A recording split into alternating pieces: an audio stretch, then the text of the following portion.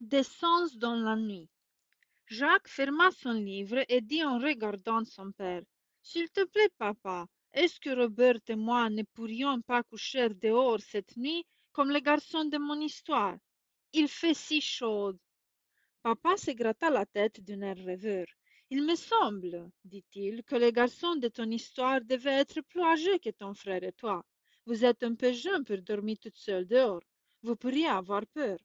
Peur? S'exclama Jacques. Mais de quoi? Que veux-tu qu'il nous arrivèrent? Oui, je sais bien, concéda le papa, que dans l'enceinte de la ferme vous ne courez aucun danger, mais tout est parfois si étrange la nuit. Des ombres, des bruits que vous ne reconnaîtrez pas. Oh, j'aime le bruit de la nuit, insista Jacques. Papa, je t'en prie, laissez-nous aller, supplia Robert. Ah bien, dit le père, c'est entendu. Ne vous éloignez pas trop pour pouvoir rentrer vite si cela ne va pas. Il me semble que vous ne seriez pas mal sur l'érable. Mais nous ne rentrerons pas, plastronna Jacques qui était l'aîné. N'est-ce pas, Robert? Après le souper, les garçons prirent leurs matelas pneumatiques et leurs couvertures et s'installèrent. C'est drôle, hein? Dit Jacques en cherchant une position confortable. Épatant, dit Robert. Oh, le sale moustique! Et il se tapa la joue. C'est parce qu'il fait encore un peu clair. Bientôt ils vont dormir eux aussi. Allons, bonne nuit, vieux. Ils pouvaient encore voir des lumières dans la maison. La cuisine où maman finissait de ranger, puis les fenêtres d'une chambre aux premières s'allumeront. Robert avait espéré que maman viendrait encore dire un petit bonsoir, mais non, il était grand, il n'avait plus qu'à s'endormir. La nuit était tout à fait venue, et dans l'ombre un frôlement le fit sursauter. D'une main tremblante, Jacques chercha sa lampe électrique, ne la trouva pas, et pendant ce temps quelque chose d'humide se posait sur sa joue. Ouh, grogna l'énorme chose. Mais dors, tu m'as fait peur. Tu viens dormir avec nous? Oh, comme c'est gentil. On entendit la queue du chien remuer vivement, et une fois encore son museau humide caressa leur jeu. Puis il poussa un soupir de chienne et s'endormit près de ce jeune maître. Ceux-ci avaient déjà refermé les yeux quand un criquet se mit à chanter sur leur nez, de sorte qu'ils furent à nouveau complètement éveillés. Pourtant Robert finit par s'endormir et Jacques se sentit encore plus seul.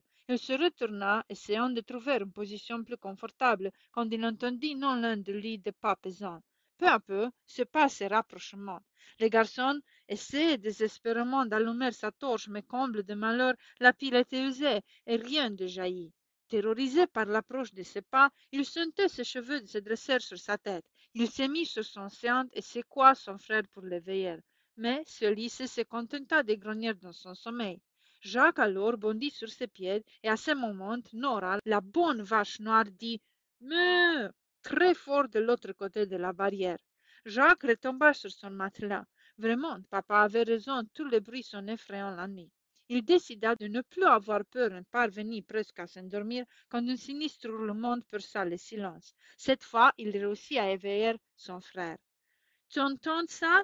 Qu'est-ce que c'est? Robert se mit à claquer des dents. Allons à la maison! Allons à la maison! À tâtons, ils se dirigeaient vers le perron quand une voix les arrêta, la voix si réconfortante de leur papa. Je savais bien que vous seriez intrigués, mais c'est seulement l'hibou qui s'ennuie et appelle sa compagne. Il s'assit sur les marches et entoura de ses bras les deux enfants jusqu'à ce qu'ils se fussent calmés. Puis il leur demanda: Est-ce que nous rentrons ou est-ce que je vais coucher dehors avec vous? Papa, viens avec nous, viens avec nous. Tous trois s'installèrent aussi confortablement que possible, le père entre ces deux garçons.